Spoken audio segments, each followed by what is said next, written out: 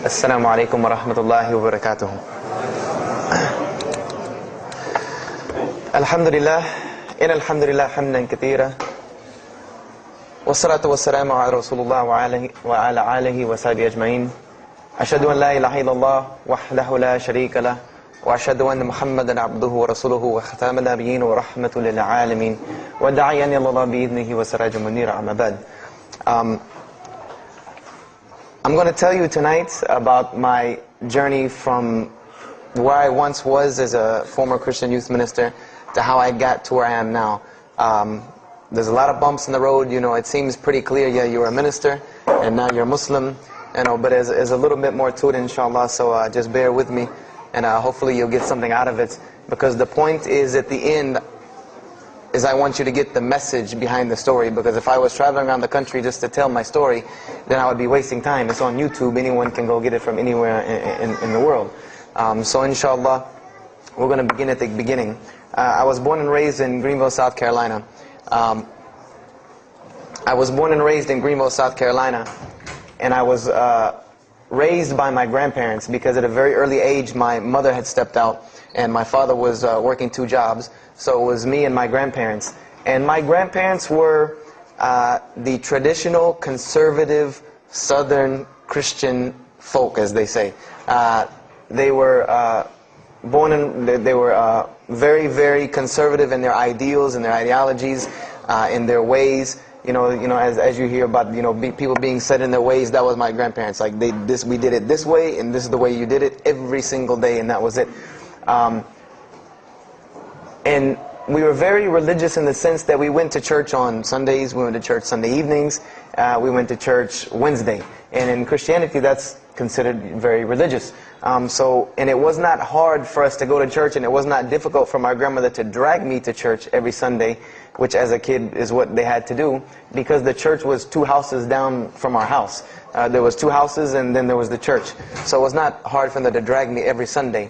And I hated church as a kid because of the simple reason that, we were brought up United Methodist. And Methodist is, for any of you know, it's very traditional. It's not like you think about like screaming and shouting in church and all that. No, you listen to the preacher, you stand up and you sing, you sit back down, you listen to the preacher, you stand up and sing, you sit back down, listen to the preacher, and that's it. That's all that happens.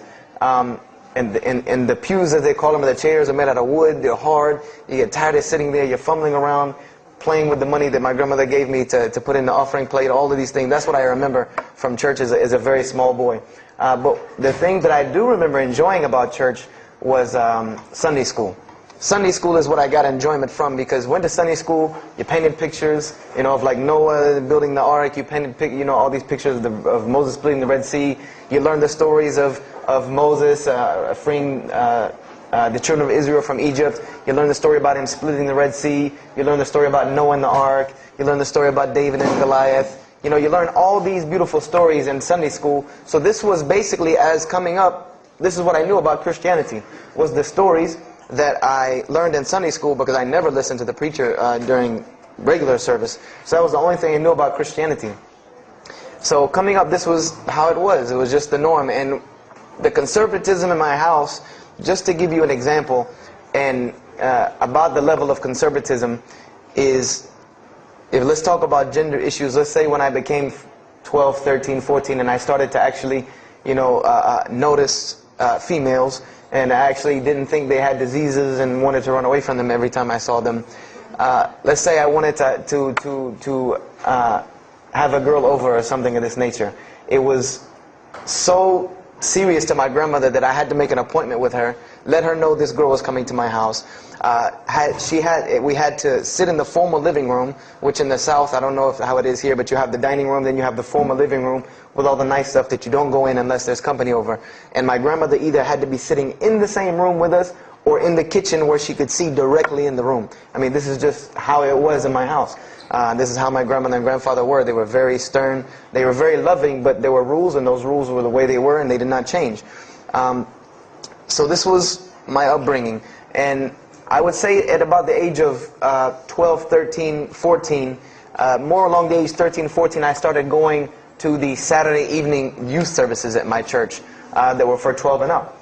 And the youth services were held in the gym, and they were totally different than church. At the youth services you went, we played basketball, we played volleyball, we played dodgeball, we played every kind of sport, and we ate pizza and cake and candy, all the stuff kids like to do. And at the end, the youth minister, who happened to be my catty corner neighbor across the street, when I was 14, he was 17, he was the youth minister, so he would sit us down and give us a 30-minute lecture about Christianity, about something about God. He would give us a 30-minute sermon, and that's how the youth services were. And going to these youth services, I met some other people who went to other youth services. They invited me to Young Men for Christ and other things that were going on in South Carolina. And so I started to go to these different retreats and camping trips with them. And so that is when I would say that I started to become a Christian out of will. I became a Christian because I wanted to, not because it was something I was dragged to do. I started to actually want to be Christian. This is something I wanted to do. I made my own choice and my own decision to do it. So when I turned 15, I started going to high school. And when I was a freshman in high school, my best friend, who was the youth minister, was a senior in high school. And I remember we had a very close bond because I had not had my license yet, so I used to ride with him to school every day. And it was a big deal for me to be able to ride to school with a senior, especially since he had a brand new, or it was a brand new, but he had a restored '67 Mustang, which I've always been a fan of cars when I was a kid. So we had a very close bond, and we were very good friends because both of our parents were very similar. They didn't let us do much. So we spent a lot of time with each other. And when I became a sophomore, he graduated and started to attend Bob Jones University. I don't know if that rings a bell with anyone, but Bob Jones University is a very prestigious conservative Christian college in South Carolina. It's probably the most conservative college I've ever seen because the Moody Institute is known as one of the most famous in this country since Chicago. But Bob Jones is conservative to the point to where when it comes to men and women, like men and women are not allowed to get caught talking to each other in a room alone if they're not married, holding hands on campus. The men had to wear button-up shirts or polo shirts tucked in with slacks or jeans. The women had to wear skirts, no jeans, skirts that came down to the ankle, and a shirt that came to the wrist. And this was part of the guidelines for Bob Jones University. You didn't party, you didn't drink, there was none of this that happened at Bob Jones University. And he started going there, and his major was textual criticism. And textual criticism probably doesn't ring a bell with anyone, and to explain it in detail would probably take another entire lecture. But just to give you a brief synopsis of what is textual criticism. A textual critic takes the ancient manuscripts of the Bible, the pieces of parchment that were found all over the world, and he has to learn Hebrew, Greek, Aramaic, Latin, these languages that these parchments have been found in. And he has to take these scriptures and try to find out where they came from, why there are variations in the many different versions of the same parchment. Let's say you have Matthew chapter 1 from the Bible. There might be 5,000 different variant readings of Matthew chapter 1 in 6 languages. And so he has to be able to take all these and sift through them, try to find out why there's so many variations of the readings, and then determine which one is the original.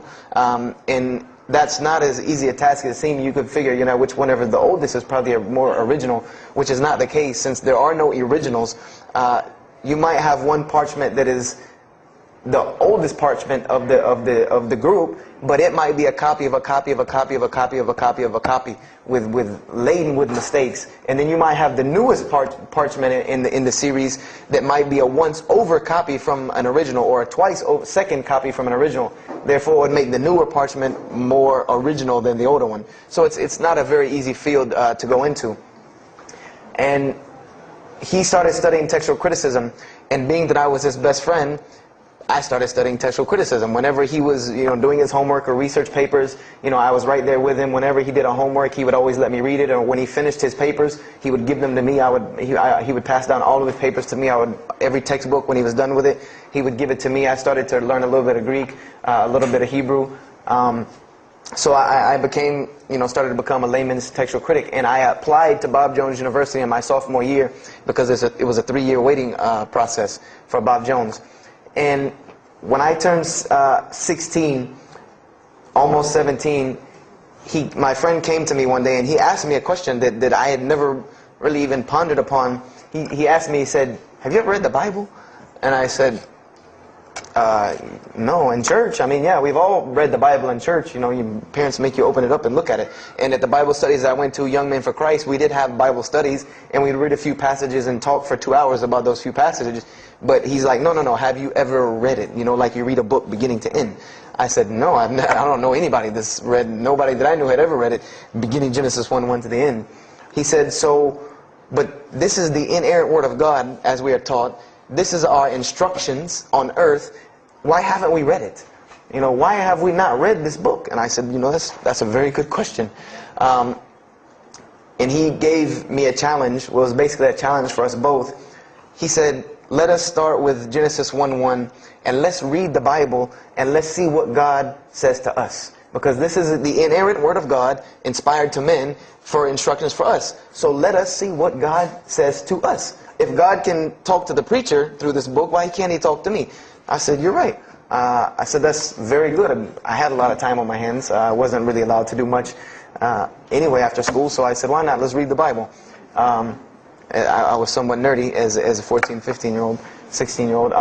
We started to read the Bible, and we decided to go from Genesis 1:1. And what we tried to do, this was the attempt that we made, was to not think of anything that we'd ever heard about Christianity, but to open the Bible, and let's say I just found this book in the desert, and read it and see what it says to me. Let it talk to us. So we started Genesis 1:1, and we started reading through the Bible. You know, we did some of it together, and most of it I did by myself, because I'm a very, very quick reader, so I decided to read a lot on my own. And as I was reading through the Bible, I started to notice the stories that I had heard in Sunday school. You know, you start reading Genesis, you read about Adam and Eve, we all know that story. You started reading about Deuteronomy, Exodus, you know, the stories of Moses, the story of Noah, the story of Lot and Abraham, and all these stories that I know. But I was surprisingly and astonishingly shocked by some of the stories that I read about these same people that I learned about in Sunday school. Just for instance, and this is a big testament to why Allah kept sending us prophets and why Islam was sent as a complete and perfected deen with the Quran. If you read about Noah in the Bible, there is the story about Noah saving humanity from the flood with an ark and all of that. There is this in the Bible. There's another aspect to the story of Noah that not many people know about unless they actually take time to open a Bible. This will not be preached from any pulpit anywhere. Is that the Bible says that Noah was an alcoholic. This is the Bible's portrayal of Noah, or Nuh alayhi salam, that he was an alcoholic, that he was a drunkard. This is the word used in the Bible, that he was a man given to alcohol. And I'm a psychology major, and my field of specialty is mental illnesses, and alcoholism is one of those, is a mental illness. And I know from seeing alcoholism's effect on one of my close friends' parents, I know that someone who is truly addicted to alcohol, and if Noah lived for so long addicted to alcohol, he was seriously addicted to alcohol. It is hard for someone addicted to alcohol to hold down a 9-to-5 job working at McDonald's flipping hamburgers, much less construct an ark to save humanity from a flood that's never happened. So that stopped me for a moment in my tracks, and I said, Noah's an alcoholic, you know, and it bothered me for a minute, because I said, you know, things started popping in my mind like, if Noah was a drunkard, how did he know God was talking to him? Because, you know, I've seen some people, they're alcoholics, you know, you were just asleep in my dog's food bowl the other night, drooling, and now you're telling me you were talking to God last night. You know, you know, rationally, that would not make sense to me. That's like, you know, an alcoholic on the street coming to you and tell you God's talking to him. You know, he has no, this would give this man no validity. This man has no validity with anyone. So I didn't pay it too much attention. It caught me, but I said, you know what, I'm going to keep going, because there's one thing that you don't do in Christianity, and I'll tell you what it is in a minute when I started doing it. Then I came across the story of Lot, or Lut alayhi salam, and we all know the story of Sodom and Gomorrah in these stories, but there's another very twisted story in the Bible about Lot and his daughters. There's a story of Lot and his daughters in the Bible that says his daughters got him drunk one night and seduced him and committed incest with him. A'udhu billah. This is the Bible. This is one of the Bible portrayals of the prophets of God. The person who saved his family from Sodom and Gomorrah. This is the story that is in the Bible. So I'm catching myself again, like, oh, this is becoming a really bad habit that I'm seeing. This is becoming a bad recurrence that I'm seeing over and over again in this Bible. So, after that I started, speeding through some of the other mumbo jumbo to get to more of these prophet stories. And I got to the story, there are others, and there are some stories in the Bible that are not PG rated, period. They're not rated for talking anywhere. You would need an 18 and up ID card to be able for me to even tell you these stories. So the one that intrigued me, that caught my attention the most, was of my most beloved story in the Bible, and that was of David and Goliath. That was my most intriguing story to me, because not only was, it said that in the Bible that David was a very small man and Goliath was a very big man, and that was appealing to me because I've always been very short, and as a kid I was really short. So, I said this was a very beautiful story to me, just in its prose and in its concept of overcoming. And so I started to read about David. And there are very beautiful stories about David in the Bible. There are indeed. But there is one story about David in the Bible that shocked me to my core. And it's a story about three people. There's three people in this drama: David, Bathsheba, and Uriah. And it says that David saw this woman named Bathsheba.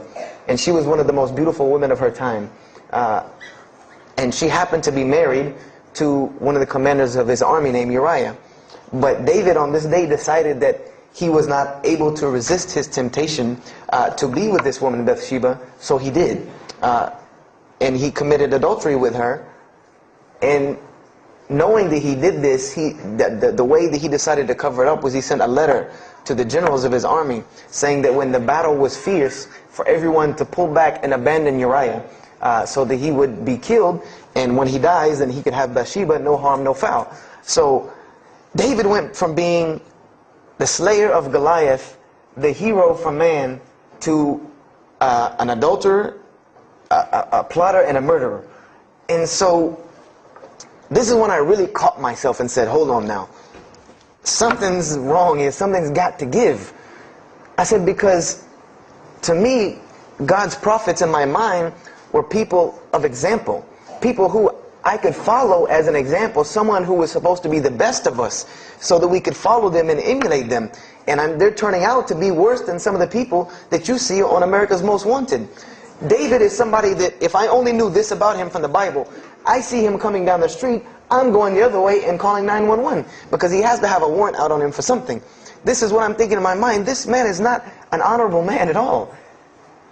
Okay, he killed Goliath, yeah, but he killed this other guy named Uriah to be able to commit adultery with his wife. So I committed the cardinal sin in Christianity. I started asking questions. This is the one thing you do not do in Christianity, is you don't ask questions, especially not about issues like this. So I went to my pastor and I started asking questions. What's going on here? Pastor, there's a very bad recurring habit about these men in the Bible. What is the deal here? And I remember he told me the same thing that almost every pastor or every evangelist or anyone I talked to about this, same answer, almost like it was programmed. They would put their hand on my shoulder and say, Brother Joshua, don't let a little bit of knowledge wreck your faith, because you're not justified by knowledge, you're justified by faith. And they would quote me verses like, lean not on understanding, Paul's, we're justified by faith in Jesus Christ. They would quote this whole line of thing to me like it was already pre-programmed, that they programmed in pastor school that people are going to ask you questions and here's the answer. So, I said to myself, I don't know, Pastor, this just seems kind of odd. He said, let me tell you something. What you're reading is the Old Testament referring to God's covenant with the children of Israel. And they were a different people, a very stubborn, crazy people. So why don't you move on to the New Testament? In the New Testament, you'll find the new covenant that we're under with Jesus Christ, and I promise you things will change and be better. I said, okay, perfect. So I read went ahead and finished and got to Malachi and then started with the New Testament. So I opened the New Testament. I said, here we go. Let's start all over again. But there were a few things that I had learned from the Old Testament that I wanted to keep in mind when I started to read the New Testament. I learned, number one, that God was one in a unique sense. This is what I learned from the Old Testament, that God was one in a singular, unique sense. This is over and over and over and over very clearly in the Bible. God's nature is one. This is so clear through the Old Testament. And that He was very jealous about His worship. And every single time the children of Israel would turn to something else other than Him, He would punish them and restrict their lifestyle. This is something that I learned. And it kind of, the similitude to me with how God dealt with the children of Israel was, and I hate to use this stark contrast, but it's almost as if one of us went out, God forbid, I hope not, and let's say we went out here and robbed a bank. You rob a bank, you're going to jail for a long time.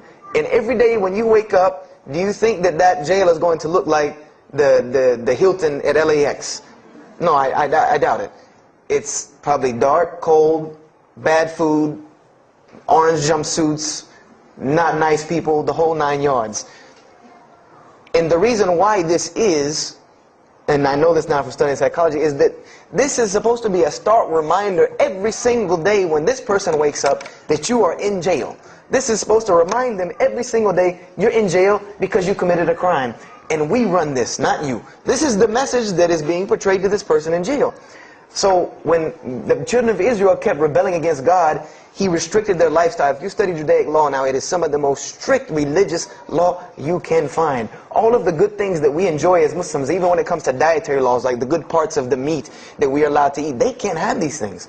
These are things that are restricted from them. Why? Because God, Allah, wanted to remind them every day that I am Allah. I am your God. You will worship me. I run this, not you.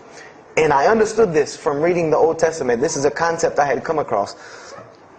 So I started with the New Testament, Matthew, Mark, Luke, and John. And one other thing that I did when I started to read the Bible was, if you go to Barnes & Noble, let's say you go to Barnes & Noble and you take a book off the shelf, what is usually the first thing you look at? The title. Then the next thing, the author. You want to know the title and the author. What is the name of the book? Who wrote it? And if you do this test with every single book of the Bible, you get a title and no author. Author unknown.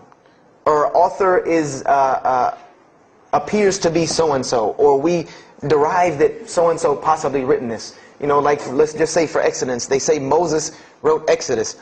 Which if you read some of Exodus, he couldn't have written all of Exodus because the last part of Exodus is Moses' death, burial, and Joshua taking over the children of Israel. And now unless Moses was a sure indeed prophet that was able to write things after he died, then he did not write these things. And so when you go to Matthew, Mark, Luke, and John, I wanted to know Matthew who, Mark who, Luke who, John who, because it's called the Gospel according to Matthew. The bad thing is that no one knows. No one knows because no one pinned their name down to these things. No Bible scholar in his right mind will tell you that we know for sure Matthew so-and-so wrote this, Mark so-and-so wrote this, Luke so-and-so wrote this, John so-and-so wrote this. It's factual information that we do not know who wrote these. So I was intrigued. I'm like, that doesn't, why would somebody write this book that's supposed to be passed down over generations and people are supposed to, this is the inspired word of God to guide mankind, and nobody decided to pin down who wrote it. But anyway, I started to read it, and I started to notice things about the teachings of Jesus Christ. And they were not what I had learned in church. When Jesus spoke, He spoke of the nature of God. And when He spoke of the nature of God, it was the same nature of God that I found in the Old Testament. Jesus said many times that God is one. God is unique. He would even quote from the Hebrew Scriptures. Hear, O Israel, the Lord your God is but one. When He was asked, what is the greatest commandment? Or He was asked the greatest commandment. He said the greatest commandment, and every Muslim should understand these two concepts. This should be nothing new to you. The greatest commandment is to love the Lord your God with all your heart, with all your might, with all your strength, and then to love your neighbor as you love yourself. He said the rest hang on these two, which we know in Islam we have rights of the Creator and rights of the creation. So this was the concept that He was teaching. And he even said in 1 John 5:17, and this was more clear to me than anything else can be, this is life eternal, that they may know you, the only true God, and Jesus Christ, whom you have sent. And when you look at that in the Greek and the Aramaic, it is almost exactly to a T of La ilaha illallah Muhammad Rasulullah. Now that I know Arabic and have understood that, very same similar statements. Yes, indeed, there were some implicit statements, Rasulullah. Now that I know Arabic and have understood that, very same similar statements. Yes, indeed, there were some implicit statements about that you could implicitly, if you took them and separated them from everything else, you could maybe derive that Jesus was trying to claim some divinity or something for himself. But I also know from doing psychology, and I did a little bit of law too, that an implicit statement cannot override an explicit statement. An explicit statement always takes precedence. So if Jesus said God is one, and he anagorically may have alluded to God being more than one, then the clear statement overrides that each and every single time. So this is what I found through the New Testament. And I also found that Jesus taught salvation. But his salvation that he taught was obeying God and following the commandments. This was his mode of salvation. One man asked him, "Good master, tell me how I can inherit the eternal life." He said, "Follow the commandments." Follow the commandments. He even, in Matthew, was so sincere about it. He said, "Whosoever shall follow the least of these commandments and teach men to do so shall be called the greatest in the kingdom of heaven. But whosoever shall break the least of these commandments and teach men to do so shall be called the least in the kingdom of heaven." So this I understood very clearly, that Jesus taught the same nature of God that was in the Old Testament. He taught that the salvation lied in worshiping God and following the commandments. This I understood. Matthew, Mark, Luke, and John were very clear about this. You know, there were other things, the only begotten Son, you know, but these things were not in red letter, so I did not give them as much weight as what I did to the actual words that Jesus Christ was saying out of his own mouth. So I read Matthew, Mark, Luke, and John. All of it was saying the same to me. I said, but, and I was thinking to myself, this is not what I was taught about Christianity. You know, you're taught that God is 1 in 3, 3 in 1. You know, 1, 1, 1 equals 3. You know, Father, Son, Holy Spirit. Jesus died on your cross to forgive your sin. You know, and there was another thing that I noticed from the Old Testament, and this is a beautiful lesson to Muslims, because you're asked this all the time, especially when it comes to dawah. And I never put 2 and 2 together until I learned Islam and then read the Bible one more time. Is I wanted to know why the Jews wanted to crucify Jesus so bad. Why so bad? They could have just mobbed him anywhere and killed him on the street. It's not like he had clans like the Arabs that would have come and backed him up. I said, why didn't they just kill him? You know, why were they so strict and sincere to tell Pontius Pilate, you got to kill him and you need to sanction it. We can't do it, but you need to sanction it to kill him. And now I understand it, was that Jesus had a mission, and that mission was to share God with the world. And Paul even kind of tells on himself in his book of Galatians as to why Jesus was meant to be crucified, or the Jews wanted to crucify him. Paul said that the crucifixion is the stumbling block for the Jews. And he explained in Galatians that Jesus Christ, and this is how he tried to roundabout explain it, was cursed for us, to remove us from the curse of Allah by taking this curse upon us. For it is written, and he quoted the Old Testament, everything that hangeth on a tree is cursed. So I went back and studied the Old Testament and Judaic law, and I realized that people who were crucified, that was considered a curse upon them. You had to do something pretty serious to get crucifixion, because it was considered a curse from God. It was part of their law that when someone is crucified, that person is cursed. So wherever they buried these criminals, like in the graveyards in Israel, in Jerusalem, in Palestine, where they buried these criminals that were crucified, this was considered cursed ground. This was considered ground that you didn't go on, and you did nothing here, because these people are cursed by God. So I started to put 2 and 2 together. That it's not that they wanted to kill Jesus, because they could have just killed him. They wanted to disprove who he was. This was their point, was to disprove who this man was. He said he's the Messiah. They wanted to disprove it, and they knew if you can crucify Jesus, he can't be the Messiah. He cannot be our Messiah if you can crucify him. And even if he is, if we can still force our crucifixion on him, then that'll detriment his message. So they understood this and knew this, and this is why they wanted to crucify him. And this is exactly why Allah saved him from it. Because everyone asks you, why did Allah save him from the crucifixion? Because you cannot crucify. That was part of his law that he came to fulfill, that he could not be cursed according to this law. He said, I have come to fulfill the law. To fulfill it. Therefore, he couldn't be cursed according to it. And this is why he went to the Garden of Gethsemane and asked God to remove this from him, because he knew how detrimental this was to his message of crucifixion.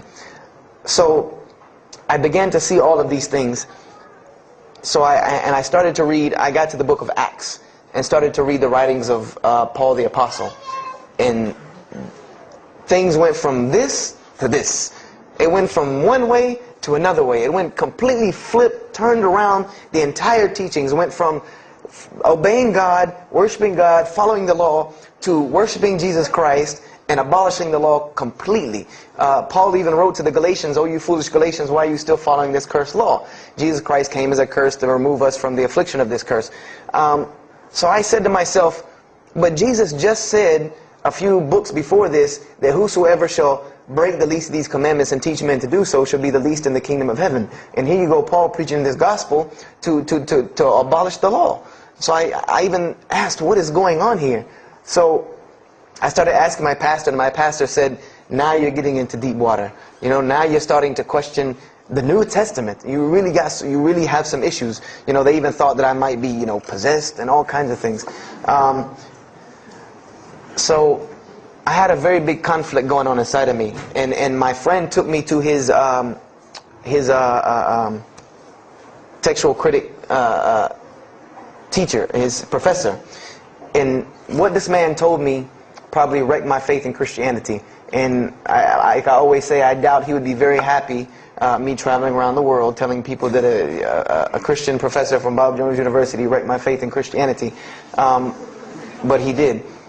Because what I asked him was, what happened to all these contradictions? You know, in the Old Testament there are many contradictions. If you study Hebrew language, you'll understand that when you read some of the Old Testament or the Torah, that there are some parts of the Torah that you can see is the most beautiful Arabic that you can see. The most beautiful Hebrew that you can see, just like when you read the Quran. It's very beautiful Hebrew. And then 2 chapters later, you'll see Hebrew that looks like a broken 3-year-old who is trying to scribble some Hebrew down. It looks very colloquial, very dialectic. You can tell it's not the same person speaking. So I went and asked him about all this stuff I saw.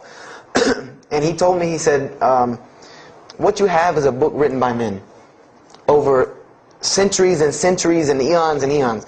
And he says, and this book started as an original that was copied and copied and copied, and somebody added a mistake, and somebody came behind him and corrected that mistake and added 2 of his own. Someone came and copied it and skipped a line and added a line where it wasn't supposed to be. And then someone else came and copied it and took it to his country, and in order for it to fit well with the doctrine they were teaching, he would cross out a dot here or cross out a word here or change a word here so that it would fit with the theological ideas of this part of the world. And he said, and after all these years, you have a book now that is compiled from all of this, written by the hands of men that still have men's fingerprints left on it. And that's what you have. You have an imperfect book that is only perfected through faith. This is exactly what he told me, that this book is perfected through faith. You cannot perfect it textually. It's not a textually perfect book. Those who believe in it by faith. And so I said, here we go again with this faith thing. You know, I said, God gave me a brain for a reason. If He did not want me to use it, He would remove this reason and logic part of my brain out and replace it with more faith. So, you know, and I was of the opinion, you know, as the saying goes, my grandmother didn't raise a fool. I'm no fool. You know, I said, I can't believe in this. You know, I mean, this book I've been taught is the inerrant word of God, and you're just telling me that it's a book of errors that's only perfect through faith. That's like me taking a 1982 Datsun all beat up and say, if you believe it can be a Mercedes. If you believe. You know, that would make no sense. You can't take a car to the car dealership and say that. No, if you really believe it, if you look at it right, it's a Mercedes. So I said, no, you know, this is a book full of errors. And God's religion is perfect. If God has a religion, it's perfect. If He has a book, it has to be perfect because He is perfect. So I left Christianity completely. And I decided that I was, you know, I had learned some concepts from the Bible. God was one. You couldn't fool me of that. You know, I had also concepted that there should be nobody standing between me and God, because He created me without permission from anyone. Therefore, I don't need to be taking permission from someone to go to Him. If I had to be forgiven for something, it should come from Him, because on the day of judgment, it's going to be me and Him alone. And I didn't know about God's prophets yet. You know, I had my doubts and persuasions about that. So I decided to start searching other religions. I went back to Judaism. I studied Judaism. I found the same thing that Jesus taught about two spiritual Jews that leave the law, and Jews that were so caught up in the law that they left no room for spirituality. I studied Buddhism, Hinduism, Taoism, Confucianism, Wiccan, Bushido. You know, everything I could get my hands on, every type of ism or religion, I studied it. But there was one litmus test that I used for every religion. And whenever I met them, or the people, or whatever about this religion, I would always ask them, do you have a book?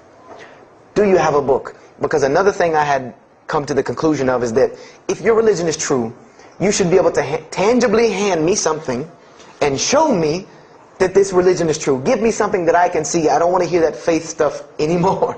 I heard that all my life, and look where it got me. It got me thinking I'm driving a Mercedes running around in a 1982 beat-up Datsun.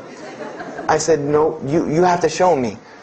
And so I read the Bhagavad Gita, I read the Torah, I read the Scrolls of Tao, you know, I read the Code of the Bushido, I read the Wiccan Book of Spirits and Spells and all that other magic stuff they have.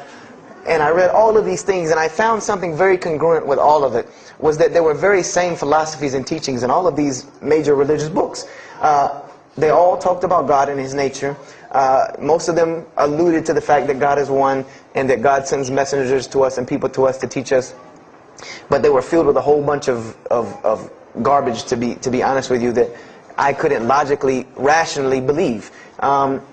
So at about the age of 17, just about the time, about 17 and a half, I gave up my search for God.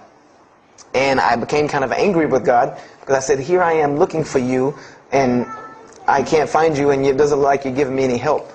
And I don't know how many of you know, but for a 17-year-old that is frustrated with God and the world, there's a lot of trouble he can get into. There's a lot of things he can do to put himself in predicaments when he's frustrated with the world and had come to the conception that, you know, if there's a God that exists, then He doesn't really care about me. You know, that's a kind of a dangerous young man. So I started doing the whole partying in trouble, going to parties, drinking underage, all of this stuff I started doing. You know, I'm a perfectionist at heart. So when I was a Christian, I tried to be the best one I could. If I was going to switch to being any other religion, then I was going to do that 100%. So you better believe when I went after the dunya, I did that 100%. And, you know, I was a martial artist since I was 15 years old. And even though it was only 2 years, you know, 2 years at 17, you think, you know, you're Bruce Lee. So I got into a lot of fights. Got kicked out of school, had to go to another school, got in one fight, got arrested for a fight, you know, and there were a couple incidences that stopped this downward spiral, because I was on a very, very quick downward spiral that would end. I believe if I would have continued on that downward spiral, I would probably end up hurting someone, killing someone, or them hurting or killing me. And there were two incidents that brought that to an abrupt stop, like pulling the emergency brake. And the first one was a car accident that I was in. My friend and I were on the way back from Clemson University from a frat party, and we were driving up 385 in South Carolina, and we were both highly intoxicated. And I decided that night that he was driving, I decided to put my seatbelt on for the only reason that I kept falling over when I fell asleep without the seatbelt on, because I didn't really believe in the seatbelt thing, because I said, if I'm going to die, I'm going to die. You know, that was the conception that I come up with. That if, you know, if it's time for me to die, it's time for me to die. I didn't believe in the whole tying your camel thing. So I put on my seatbelt, and I fell asleep. And the next thing I know, I remember waking up with the car shaking. And I woke up to grab my friend, because I thought maybe he had fallen asleep.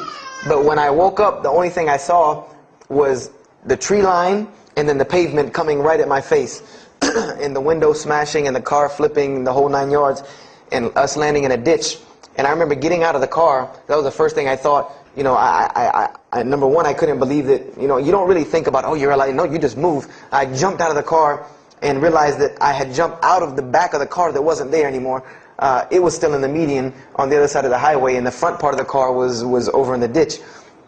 And I drug my friend out, who was knocked unconscious, and pulled him over the side of the road. I had no injuries. I looked at myself trying to find what's missing, and there was nothing but a piece of glass stuck in my arm that I pulled out.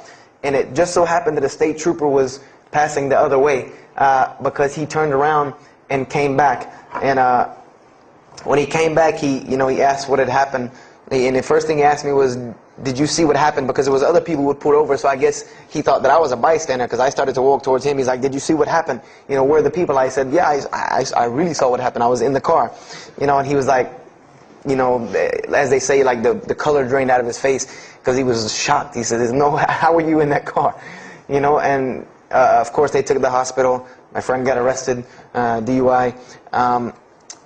But before he put us in the ambulance, he was a man of God, because he looked at me and he told me, he said, "Young man, you better realize that you're on this earth tonight for a purpose. The only reason you're still alive is that God has a purpose for you. If not, you don't live through things like that. People without purpose, if you didn't have a purpose, then this night would have been your night. So you need to realize that." I said, this old man's out of his mind.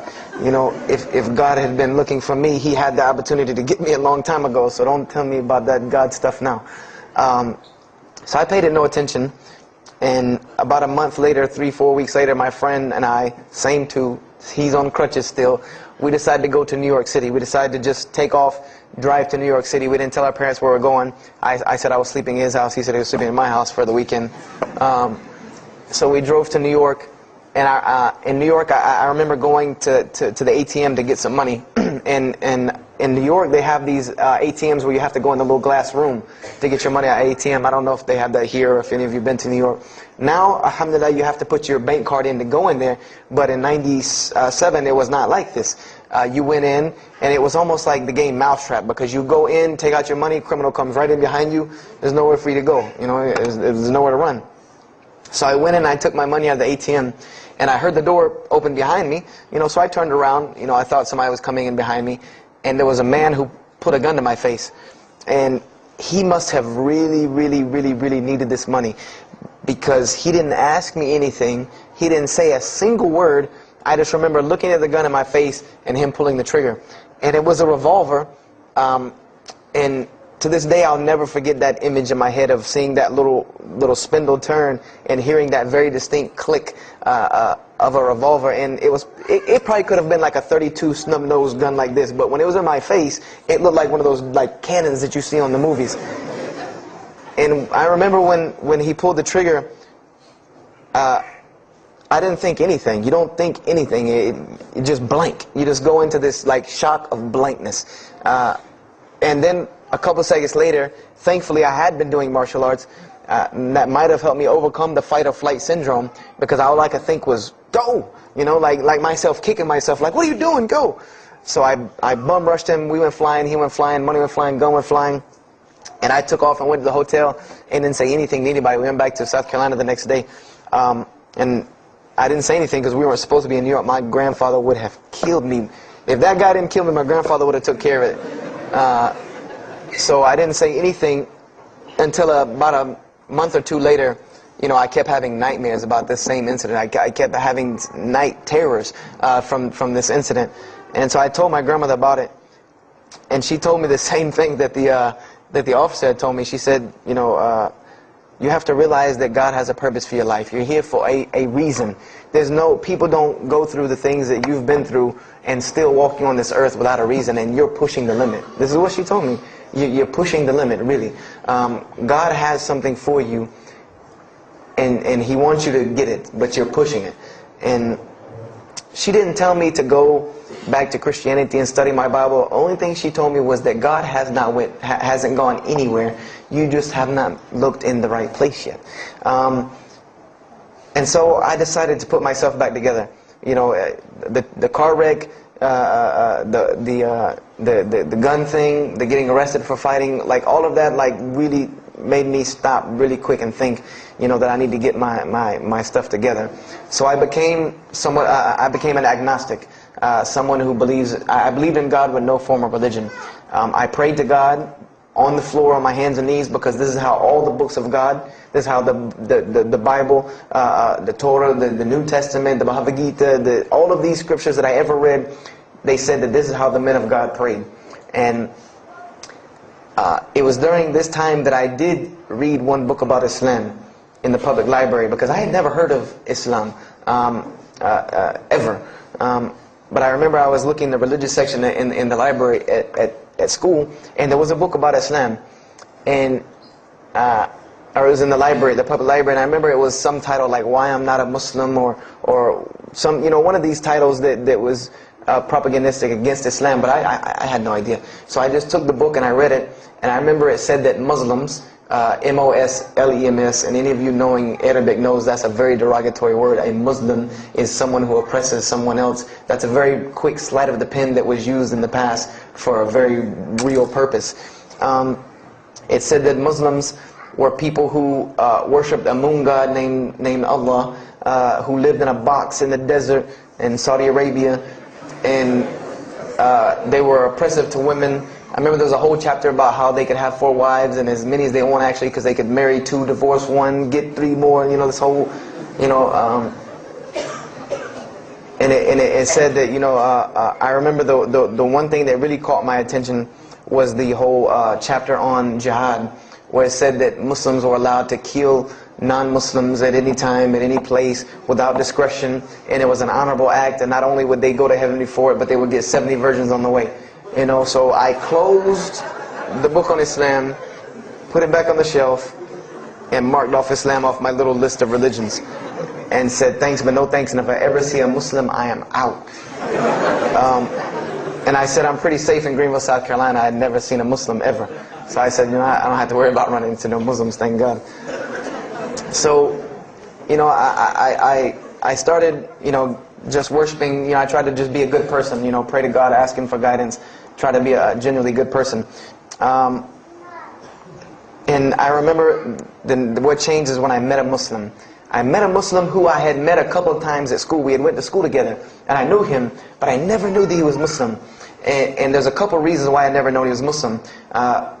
Because he was an African American, number one, and the book said that Muslims were Arabs. And number two, I didn't know, you know, I thought Muslims ran around, you know, marrying as many women as they want and killing non-Muslims. I didn't know that they could also be part-time drug dealers. So I didn't know, I never knew that this guy was Muslim. I didn't put 2 and 2 together. So we were at his house one day, and me and my other friend, the one that, you know, I got into a lot of trouble with, I'm trying to keep him out of trouble now. We were at his house, and we were debating something about religion. I forget what even the topic was, but you know, you had 2 teenagers thinking they know everything. And I was trying to explain something to him about the Bible. And that guy came in and was listening. He said, "Have you ever heard of Islam?" I said, "Yes, I've heard all about Islam." He was like, "Okay, so what do you think of it?" I said, "What do you mean what I think of it? That's probably the worst religion I've ever seen on the face of the planet." He's like, "Why?" And he's like, "But I'm a Muslim." I was like, "Man, stop playing." You know, like, you're an African American. You know, he's like, "So?" I'm like, "The book said you guys were Arab. All the Muslims were Arabs." He was like, "What else did you read in the book?" And I told him. He was like, "Man, what in the, you know, what have you been reading?" He's like, "You need to go to the mosque for Jummah." He's like, he told me, he said, "I'm not a good Muslim." This is what he said to me. He said, "I'm not a good Muslim. I'm not even going to try to front and say I'm a good Muslim." He said, "But I can guide you to some people that can tell you the real truth about Islam," because he knew about my story about wanting to find religion. And he said, "You need to go to the mosque for Jummah." And I said, What's Jummah?" He said, "It's just like church with no chairs." And I said, "I can do church with no chairs because in church the chairs were the worst part anyway. Because they had these hard benches that you sit on that are like this, and are so hard." I said, "That's good. You sit on carpet? Wow, man, every church should be like that." And I said, where's the mosque? He said, it's on Wade-Hampton Boulevard. I said, where on Wade-Hampton Boulevard? I lived on Wade-Hampton Boulevard. I lived right off of Wade-Hampton Boulevard. He said, you know where Lee Road intersects with Wade-Hampton? I said, yeah, I live on the other side of that intersection. He said, it's right there. I said, no, it's not. There's nothing. There's a gas station or a church. He said, yeah, you know that church, the Evangelical Missionary Training Facility? I said, yeah, I used to take missionary classes there. He said, you know that building in the parking lot with the gold thing on top? I said, yeah, the gym? He was like, no, that's the mosque. Because I had always thought it was the gym because it was in the same parking lot and it was just rectangular with 2 glass doors in the front. And you could literally walk in between the church and the masjid and touch them like this. Anyone who doesn't believe me, go to Greenville, South Carolina, look at the masjid. You can almost touch both of them just like this. He said, yeah, it's right there. I said, I've never, you know, at first I was shocked. Like, I've been living across the street from all these crazy Muslims all my life. You know, I said, I never knew. You know, and he told me to go to Juma, and I asked him what time. He said he would meet me there at 1 o'clock in the afternoon on Friday. So I said, okay. I went on Friday. And I'm waiting outside for him. You know, I'm not going inside. That's not happening.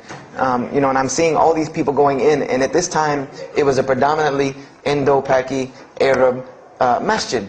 Anyone who went in was not American, period. And I did not see even one African American going there.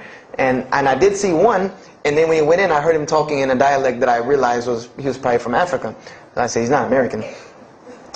So I'm not going, I'm waiting, and I'm standing outside sitting on the church steps, and the imam pulls up and parks right in front of me, who I had no idea he was the imam. But he got out and he asked me, you know, am I waiting for someone, this, that, and the other? And I explained to him. He said, oh yeah, we know this brother. You don't see him that much, but we know who he is. And, you know, he said, I'm glad you came. You know, he was a very, very nice, gentle young man. And he invited me into the mosque, and I kind of wanted to wait on my friend, you know, but I didn't want, you know, at the same time I didn't want to tell this man I don't want to go in. So I went in, and they put me in the back and gave me a chair anyway. And I said, I came to sit on the floor. They gave me a chair anyway, you know, and all of these people are piled up in front of me. And there's no Americans here, and I'm starting to wonder, you know, if this is a setup, because it's starting to smell like a setup to me, because in my mind I'm like, you've been set up before, and this seems kind of like this. So, and I'm starting to think in my head, you know, scenarios, you know, a young mind at play. You know, I said, this other guy, my friend, he probably was in the same situation like me, and he probably made a deal with them to get out, as long as he brought other Americans and tricked them into coming to the mosque, so they could do their jihad after Juma and get their 70 virgins. So I'm sitting here, and there's all these people in front of me, and then there's a curtain with all these people behind me making noise, and I have no idea who's back here. So I'm stuck in the middle of this. I hear that it's some women, but I don't, you know, there's a curtain. I have no idea. So I'm like, there's something very odd about what's going on right here. I'm like, just let me make it. I'm starting to look for the exit. I'm like, you know, calculating how many people are between me and the exit. You know, I know some martial arts, so I said I might hit a couple of them, and I'm out. And then the imam came, and I just now realized that he was the imam because he got up on the minbar, you know, and they started to call the adhan. And, you know, I said, okay, that man seemed nice. He seemed genuinely nice, so I felt a little more comfort. And then he got up after the adhan, and he started his khutbah. Inna alhamdulillah nahmaruhu wa I said, oh my God. I said, I bet you he's talking about me. You know, and he's being forceful. You know, he was getting loud and banging on the minbar, and he's pointing in my direction. You know, I'm like, oh man, I gotta get out of here really quick, you know. I said, well, I'm gonna take my chance with the women behind me. I'm going through the curtain. And then he started to, when he got done with his Arabic tirade, he started to explain it. You know, that verily all praise belongs to Allah alone, or God alone, and Him do we worship, and Him do we seek help and assistance. We seek refuge with Him from the evil that lies. You know, he explained what he said in Arabic, and it sounded to me so beautiful. It was very, very beautifully prosed, what he said, and I wanted to know where he got that. You know, I said, where did he get that? You know, because it was only about God and about the nature of ourselves. All of us should know that the beginning of the khutbah, and he quoted the 3 verses from the Quran. O you who believe, fear God as He should be feared, and do not die. And instead of a state of submission to Islam, he was a very wise man, because he translated everything. It was almost as if he knew I was there and translated everything for me. You know, and he. I remember to this day what the khutbah was about. And I don't know if he did it because I was there, or if that was his already planned khutbah, but it's almost as if it was meant for me. The khutbah was that, the title of it was that the forgiveness of Allah is open to anyone at any time, at any place, no matter what, unless they have committed shirk. And the prose of the khutbah was a very long hadith, that some of you will know. And just to make it short, it was the hadith where the Rasulullah ﷺ met Angel Gabriel, or Angel Jibreel, and Angel Jibreel was telling them to tell him that if the Muslims commit this certain sin, to tell them that Allah would forgive them. And every time he would tell the Muslims, they would say, okay, well then what about this sin? And he would go back and meet with Angel Jibreel, and he would go back and come back and say, tell them that Allah will forgive him for that. And this discourse happened, for many different sins. And then finally Angel Jibreel alayhi salam said, tell them that Allah has said, no matter what they do, even if their sins are compiled, like the oceans are from the east to the west, as long as they have not associated a partner with Allah, tell them that Allah will forgive them. And I remember he told me that, or he said that, that the door of repentance to God is open as long as you have not seen the angel of death or the sun hasn't risen from the west. I didn't really understand the sun risen from the west thing at that time. But, and he said that, God's forgiveness has to come from God alone. And this was the whole premise of his khutbah, was on forgiveness and tawbah. And I was saying to myself, these are all of the same concepts that I had formulated through reading the religious scriptures myself. And I'm asking myself, where did he get this stuff from? Where did he get all this? And he started using names like, he used the name Ibrahim alayhi salam, he used the name Musa, and I'm like, he translated it to Abraham and Moses. I'm like, where did he, where is he getting these? These are names from the Bible, I know these people. And so after the khutbah, they started lining up for the prayer. And I got apprehensive because everybody's getting up in front of me and blocking my exit from the door. And so I guess one guy in the back saw me, and because I had to move back a little bit, he said, we're about to pray. And I said, pray to who? And he said, to God. I said, which one? And he said, the one that created the heavens and earth. The same one that's in the Bible, the only creator of the heavens and earth, the only God. I said, yes, I know him. And so the Imam started to pray, and when he recited the Quran, I know it sounded very intriguing. I had no idea what it was. But then when I saw Muslims bow and prostrate on the floor, verses and verses of every religious book that I had ever read started ringing off in my head, that this was the way men of God prayed. And the first thing that I could think of in my mind was, this is worship. That's what I said to myself. This is not prayer, because prayers are asking God for something. These people are worshiping God. So I said to myself that you've written this religion off way too easily. I thought I was a much more open-minded person than that, and I was ashamed of myself that I had written it off with just one little book. I had put all these studies into the other religions. I read this one thing about Islam and was done. So I went to the Imam after Jummah. He talked to me, and I would have to say that I was probably a little bit rude with him. And I've asked him to forgive me. I saw him a few years later. I said, you got to forgive me for the first time you saw me. Because he started telling me, would you like to know a little bit more about... He had a very heavy accent. He was an Egyptian brother. Would you like to know a little bit more about Islam? He tried to give me some pamphlets. I said, no. I don't want any of this right here. I said, do you have a book? This is what I wanted to know. Do you have a book? Can you give me... He said, yes, we have a book. I said, it's called the Quran. I said, can I read it? Is it in English? Can I read it? He said, sure, you can read it. And then he tried to explain it to me a little bit, how it came by. I said, nah, just give me the book, because the book should speak for itself. So I took the Quran home, and on Friday night I started to read it, because this is a book I had never seen before. And I was very interested. So I went home and I opened the Quran, and I read the Fatiha. It seemed to me kind of like the Lord's Prayer. It was a little similar to what I found in the Bible. But then I started to read Surah Al-Baqarah. I started to read Surah Al-Imran. And I started to see names that I had seen before. I started to see names like Abraham, Moses, David, Jesus, Yahya, John the Baptist, Zechariah, Mary. And I said, I know all of these names, but there was something different about these people in this book. The prophets that I found in the Bible were people that were deplorable, of not very good character. These same men in the Quran were someone who were at the highest echelon of moral character and moral fiber. They were someone that was an example to be followed because they lived the message that they preached. Therefore, they were able to be followed and emulated. So, I read all of these chapters, and I read the story of Jesus, peace be upon him. Because when I saw the name Jesus first, that really intrigued me. I wanted to see, what does this book have to say about Jesus? And I read the story in Ali Imran, and I read the story in Surah Al-Maryam. And it was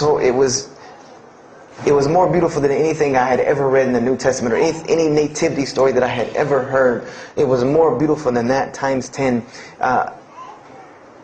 I remember the only thing that I could capture my mind was the miracle of how, because in the Bible you never really figure out the conflict of how Mary gets over this finger pointing at her about her coming with a baby and she's not married.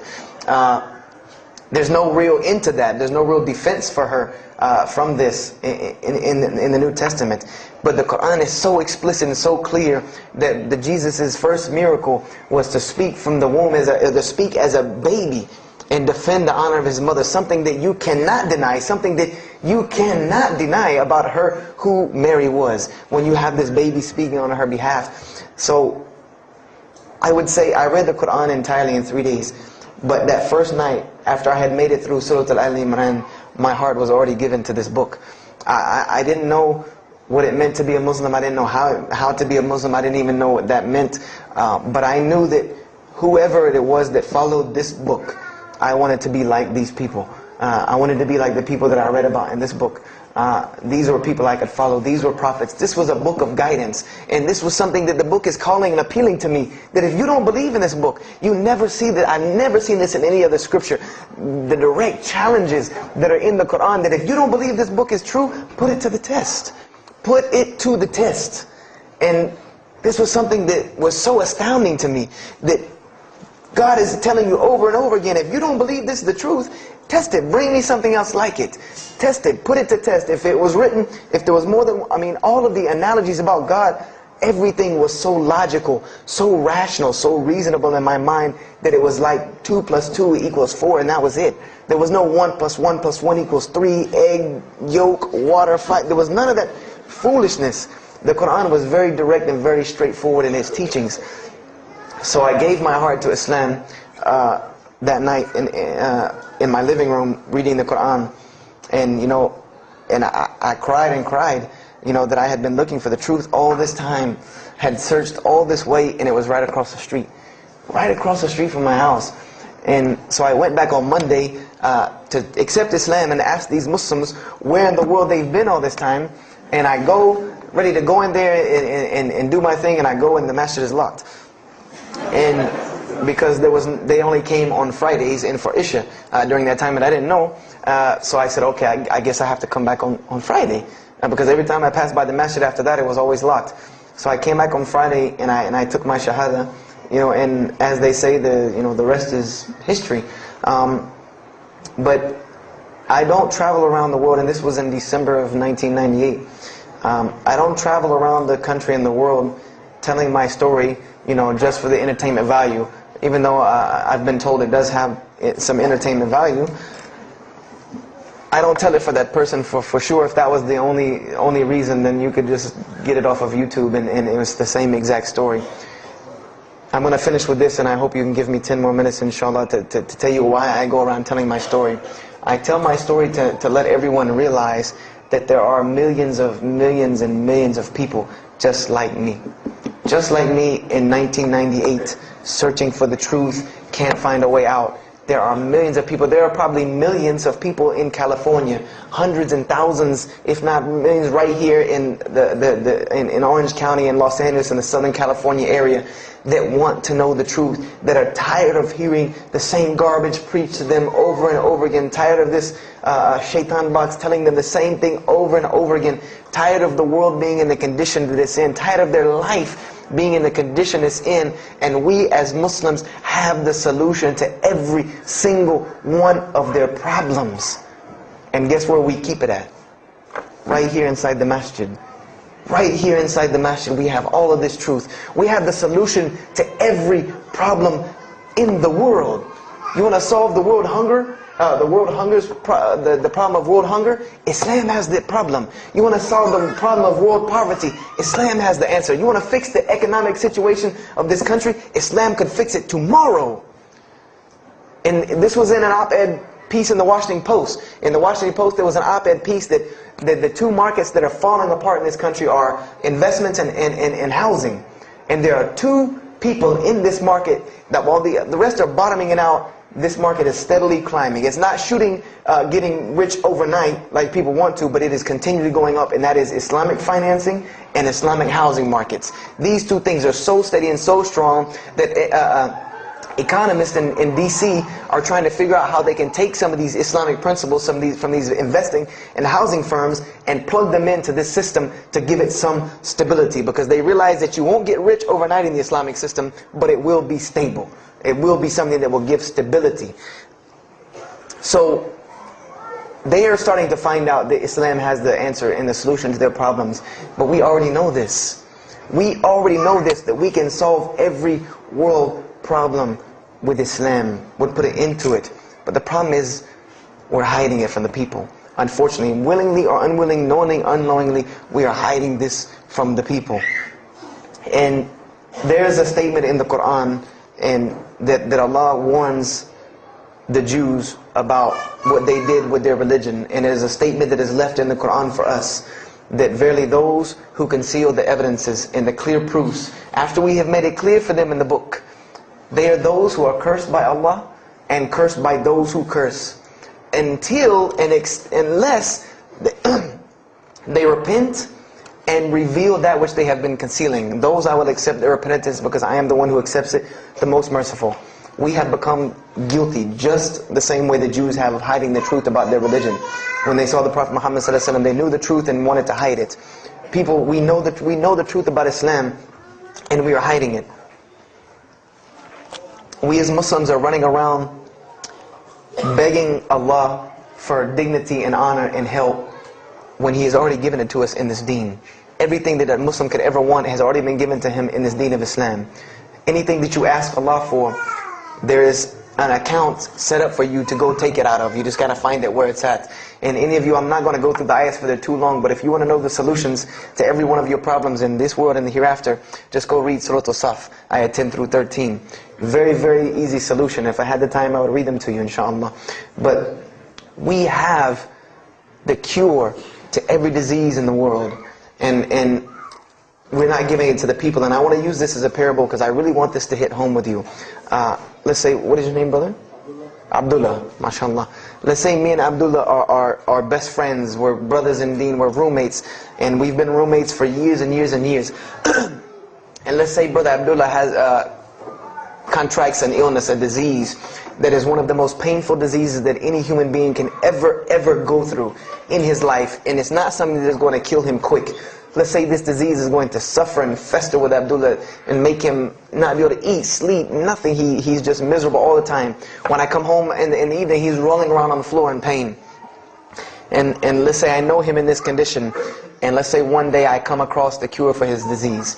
Someone tells me that if you give this to Abdullah or anyone like him, he will be instantly cured and he will never suffer again. And let's say I take that and put it in my pocket, and I don't give it to Abdullah. Why? Why don't you give it to Abdullah? Well, number one, I'm way too busy. I have 2 jobs, going to school, I have a long commute back and forth, I gotta drive up and down the 405 every day. I don't have time to give Abdullah this medicine, man. If he wants the medicine, he'll go get it himself. I don't have time, I'm really busy. Number 2, I'm not a doctor. I should not be prescribing Abdullah medicine, and I'm not knowledgeable in medicine. He should, if he wants help, he should go see a doctor. I'm not a doctor. Number 3, Abdullah's, please forgive me, but Abdullah's kind of stubborn.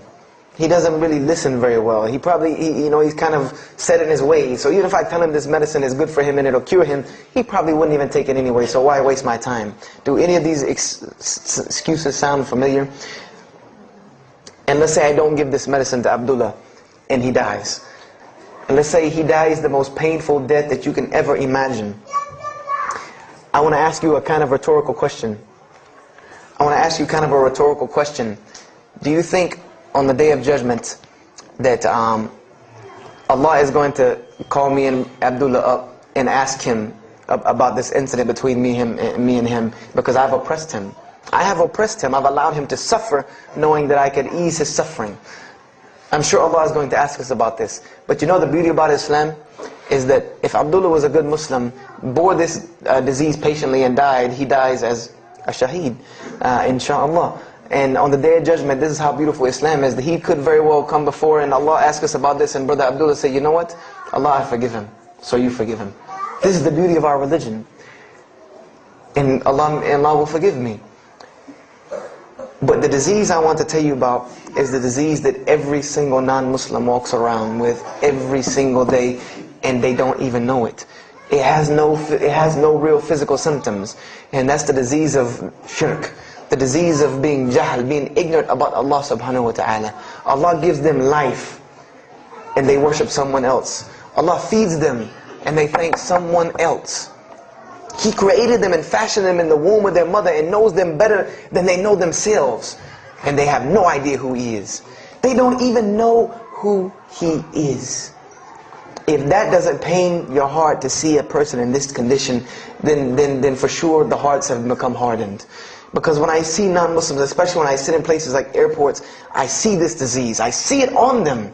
I see them walking around with it. And there's so many of them passing me, I think to myself, there's no way I could talk to all of them. There's nothing I can do. And this disease is something that not only is not going to show up as a physical symptom, and is going to leave them ignorant about Allah subhanahu wa ta'ala, but when the day they die, they will die the most physically painful death that anyone can ever suffer. The Rasulullah said that when the angel of death comes to the disbeliever, it doesn't come kindly. He yanks the soul through the nose, and it's as if his flesh is torn from his bones. It's as if they take Brother Abdullah and turn him upside down and stuff him in a human paper shredder. This is the death that is waiting for those who do not know Allah subhanahu wa ta'ala. And you know the unfortunate thing? That while you've been sitting here listening to me, thousands of people have died. Thousands of people have lost their life not knowing Allah while I'm talking to you right now. People in this city have lost their life, and there's nothing we can do about them. They're gone. It's too late for them. We can't save them even if we want to. And that's a deplorable, deplorable, sad, sad fact, that we can't save them. But there are many, many, many, many who we can save. And that all that takes is us taking this light of Islam we have and showing it to the world. There's a statement in the Bible, and I finish with this. Whether Jesus alayhi salam said this or not doesn't matter, because this statement is one of the most profound statements that has been somewhat of a focus for me in my mission of da'wah. It is said that no one would bring a candle into his home and then place a bucket on top of it, because then no one would benefit from the light. No, if someone would bring a candle to their home, they would set it on the table in the middle of the room so that everyone could benefit from this light. And unfortunately, the Muslims of this generation, we are a bunch of candles with buckets on top of it. No one can see our light. No one can see the beauty of Islam. And believe me, if you don't see it, believe me, take it from someone who was once standing on the outside looking through the window at that light. It is one of the most beautiful things you can ever lay your eyes on. It is a treasure to be found of treasures. And everyone else can see this, and they will see this if we show it to them. If we allow Islam to be Islam. If we start becoming Muslims, meaning that the best form of da'wah that you can do to this world is very, very simple. It's not complex. It doesn't take a 10-hour workshop, even though some of the details do. But if you want to know the way, the best way to do da'wah is for Muslims to be Muslims. That's it. Study our history. Study the history of Islam. Why was the world conquered by Islam? Not through military campaigns and wars, but through Muslims being Muslims. The most populated Muslim country, Indonesia, was because of Muslims being Muslims. A few Muslims decided to get up off their behinds and go to another country and live their life as Muslims, not shaving off their deen to be pleasing to those people, but being Muslims. And when the people asked them and inquired, what is it about you backwards Arabs that we've heard all these crazy things about? Now you come out of the desert with pristine moral and character, and you have better ethics and morals than we do. What is it that's happened to you people? And their answer was, La ilaha illallah, Muhammad Rasulullah. That we believe in Allah and He has sent us a man named Muhammad, and we emulate his lifestyle. That's why we're like this. This is what conquered the world for Islam. This is what conquered people's hearts for Islam. Was the truth and the beauty of it and its simplicity of its message. This is what brought me, and this is what the world needs. With all of this foolishness going on in the world, this is what it needs, the simplicity of Islam, whether they want to hear it or not. They know it in the bottom of their heart. When you show them the truth, even if they turn away from it, they know it's the right thing. They know it's the truth. And on the Day of Judgment, you can stand before Allah subhanahu wa ta'ala, having washed your hands and saying that I did my job. And I finished just one more thing. I finished with this. If you don't believe this is important, if you don't believe this is one of the most important things you can do as a Muslim, then the last statement of Prophet Muhammad ﷺ to the Muslims as a whole, he gave his farewell sermon. And we know that what his farewell sermon was a summary or a synopsis of what Islam is and its general principles. And he knew this was the last thing he was going to say to the Muslims as a whole. And how did he end this sermon? Those who are here, pass this on to those that are not here. For verily it may be that the last one that hears my message may understand it than those right here among us. He gave a command to those Muslims to pass it on, and for those Muslims to pass it on, and for those Muslims to pass it on, until there was no one left to hear this message. This was a command he gave, the last command he gave to this ummah as a whole. And then what happened? He pointed his finger to the heavens and said, "O Allah, bear witness that I have indeed conveyed your message." And upon saying this, what happened? Allah revealed the surah, "This day I have perfected for you your deen, and completed my favor for you, and chose for you Islam as your religion." And the last statement that Prophet Muhammad ﷺ gave to us before this was revealed was that we must pass this message on. He gave us that duty. He took that duty that was only reserved for prophets. No one else, no other. If you don't believe me, go read Surah Al-Bayna about what was commanded of the other nations. No other nation was given this opportunity and blessing to pass on this deen except us. Because there are no more prophets coming. So the job falls on our shoulders. Qurans are not going to fall out of the sky and hit people when they're walking down the street. This job has now become ours. And just like if the Prophet Muhammad ﷺ had not done his mission, he would have been accountable before Allah. If we do not do our job of spreading this message of Islam, we will stand before Allah on the Day of Judgment. Don't be the person standing before Allah on the Day of Judgment and your neighbor that you've known, your co-worker that you've known 10, 15, 20 years come and find you and tell you, you knew this day was coming. You knew this day was coming and what was going to happen to me, and you did not say anything to me. And those people will complain to Allah about us. They will complain to Allah about us. Because we have the truth right amongst them, and we're not giving it to them. We need to stop hiding it in our masjids, in our homes, in our hearts, and we need to give it to the people. It's beautiful, trust me. Just hand it to them. Just hand it to them. I promise you they'll take it, because it's something that is so pure and pristine. And forgive me for probably going over my time, and if we have time, I want to leave some time for questions and answers. I will be outside to take any questions and answers. The only last thing I want to announce and let you brothers and sisters know is one of my biggest dawah projects is a DVD project that I do. And my goal is to put a DVD about Islam in the hands of every single person in the United States of America. Right now I'm working on Florida, and I have other brothers working in other places because people will watch a DVD. We did studies on this, and people will watch media before they'll read a book or before they'll listen to an audio CD. And alhamdulillah, through these DVDs we've gotten, I would say, an average about 2 shahadas a month. Because my personal contact info is on the DVDs, and people watch them and they call me and I converse with them, and usually most of them accept Islam. I just had a shahada the day before yesterday from Irvine, Texas, from someone who had bought the DVD and given it. A Muslim had bought it, gave it to his friend. His friend hated it or didn't want it, so he gave it to another person, and that person gave it to a co-worker at work who watched it and accepted Islam.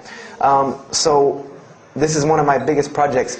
And the way this project works is I make 100 DVDs, and I brought 2 of them with me today. I'm going to explain what they are. The way this project works is I make 100 DVDs, and 75 of them go out to different dawah arenas. And the other 25 I make available for Muslims to purchase for 2 reasons: so that they can be, so that I can buy another 100 to make, and so that you can share in this ajr along with me. Because when you purchase a DVD that makes another DVD, or you give it to a friend, then you share in this ajr with me. And everyone knows that da'wah is the biggest pyramid system because of the hadith Rasulullah sallallahu alaihi wasallam, that one who calls to guidance gets the same reward as the one guided without that reward being lost from him. So I made these DVDs available to the Muslims so that you can put a little effort in da'wah and make another 100 inshallah. So I brought 2 today, and they're outside. One of them is called Islam in the Bible, which is basically what I just told you in a PowerPoint format, so that you could see all these verses that I saw, all these things that I read that allowed me to see the truth of Islam very clearly when I saw it, and I coincide them with the Quran so that you could see them. And there's another one the other one's called The True Gospel of Jesus Christ, where I go through the New Testament. Well, first part I think is an interview about me and my story to Islam, and there's some other Q&As on the other DVDs about nature of God and all these different things. But it's a PowerPoint presentation about the New Testament and Jesus Christ, and how you can prove to someone that Jesus Christ taught Islam from the New Testament, from their own book, that they have to agree. They either have to believe it or reject it. And if you believe it, then you have to believe what I'm saying is true about Islam. If you reject it, then this is your book, not mine.